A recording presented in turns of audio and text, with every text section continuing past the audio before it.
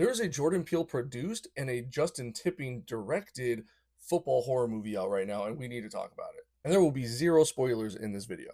For starters, this movie is not doing well at all by the critics and the consumers. So, going into this movie knowing that this movie is kind of bombing in the box office, my expectations were very low, and I left very confused because I actually really enjoyed the movie.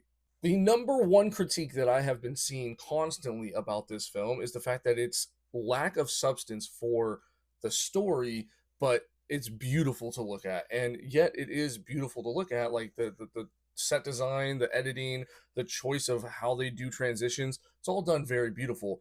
But also the story is actually there. You just gotta look deeper into it, if that makes any sense. You see, the entire movie is set up as a giant symbolism for football and how us Americans treat football as a cult. Besides the amazing visuals that they were able to pull off for this movie, I would say the best part about this film is the pacing. From beginning to end, I was pretty much locked in and just wanting to know more. It was a very mysterious thing. You're trying to wonder, is he really seeing these things? Are those things actually happening in real time? And then there's some stuff that are happening in real time. And you're like, oh, is that part of his mind thing or not? And then you kind of get it cleared up by the end, and that whole time you're kind of locked in because you want to know all of those answers. The main basis of the movie is that there is a certified GOAT, the greatest of all time when it comes to quarterbacks, and he's about to retire. So this guy right here, Cam, is coming in to basically take his spot on the team, and they're trying to prove that he is worthy of the title, the GOAT.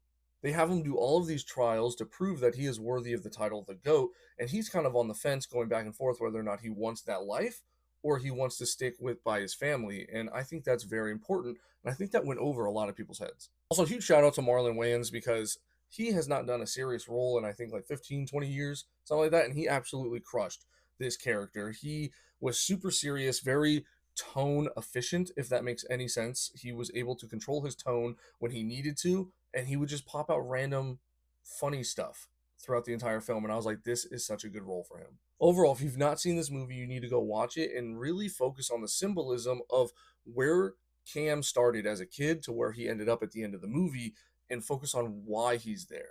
That will answer a lot of your story questions, I promise you. And if you have seen this movie, you should go watch it again. It is definitely worth the watch. It's beautiful and the story is there, I promise. And as always, be true to yourself, and I'll catch you guys later.